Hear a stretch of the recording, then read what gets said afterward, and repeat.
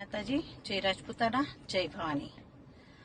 હવે અમને એમ હતું કે જોર સુધી પહોંચવાનો ટાઈમ નહીં આવે, પણ સમય બાકી ગયો છે જોહર સુધી પહોંચવાનો।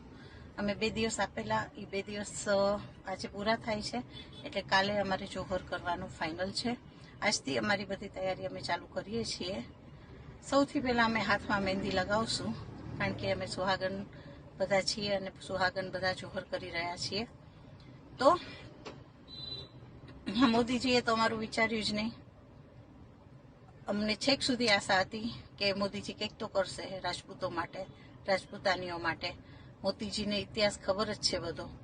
ખબર નહીં કેમ રાજપૂતો અને રાજપૂતાનીઓના જે ઇતિહાસ છે એને ખબર છે, રજવાડા આપી દીધા છે, એક જ વાર કીધું, અને તે છતાં મોદીજીને ખબર નહીં કેમ એવું નથી લાગતું કે રૂપાલાને કાઢવો જોઈએ એમ।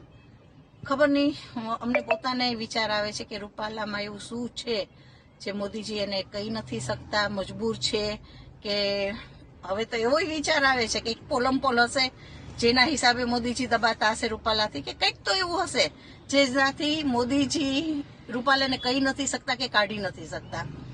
તો ફાઇનલ છે, કાલે અમે જોહર કરવા જઈ રહ્યા છીએ। હવે બાકી શું થશે એના માટે થઈ જાઓ તૈયાર મોદીજી। અને પાટીદાર ભાઈઓ, તમારો પણ ખૂબ ખૂબ આભાર કે તમે અત્યારે અમારા સપોર્ટમાં છો, અને તમે અમારા જવતરિયા ભાઈ છો એ કહીને તો તમે ખૂબ જ અમને ખુશ કર્યા છીએ કે તમારા જવતરિયા ભાઈ છે પછી શું વાંધો છે, એવા મેસેજ મને ઘણા બધા આવ્યા છે। એ બધા જ ભાઈઓને મને સાચે દિલથી આભાર તમારો।